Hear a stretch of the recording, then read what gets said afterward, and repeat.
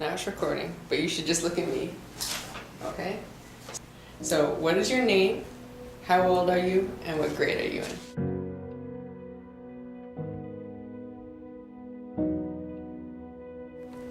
My name is Isabel Reyes. I'm 11 years old and I'm in 6th grade. Not a lot of people have the opportunity to leave the environments they grow up in. To have a program like TEAC allow students like me to imagine themselves in a place larger than where they're used to. It allowed me to dream beyond what I'm used to seeing every day when I walk down my block. Just going to Riverdale, I was put into this environment where not many students look like me or have the same experience as me. Since the beginning of high school, me and my friend had been confused for each other. We were both Dominican, both kind of the same height, but as for everything else, totally different. One time in a class that my friend Natalia wasn't even in, one of my classmates called me her name, and it got really quiet, and I said, "Isa, my name's Isa."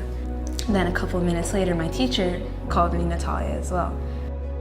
I had gone through the 4 years of high school trying to hide so many things about myself that at that point, it was kind of crushing to hold so much back.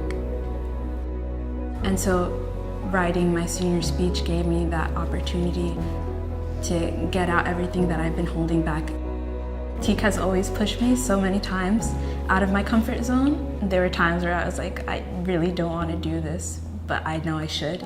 And TEAC was really the support system for me. I am very, very happy and honored to introduce Isa Reyes.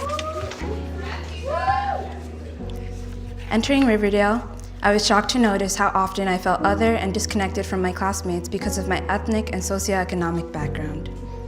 I was afraid to reveal too much to peers and faculty members and tried my hardest to blend in.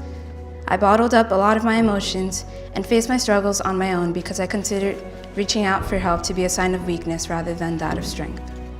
I started to realize that each individual is responsible for bettering the community and that my silence and passive awareness could not possibly better myself or the community at large. Before I felt denied of my right to tell my story, I allowed others to restrict my voice and thought only of the desires and needs of others rather than my own.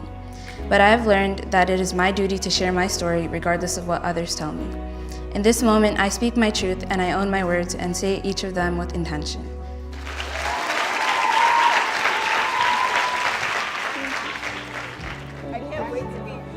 A lot of classmates who I had barely even spoken to came up to me that day, telling me how it really moved them.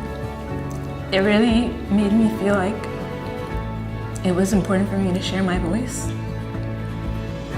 Not that I didn't know that before, but just really push that message across for me.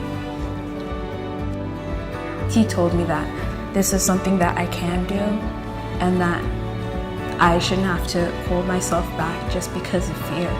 It made me want to explore who I am more and really push myself to share more about myself with others.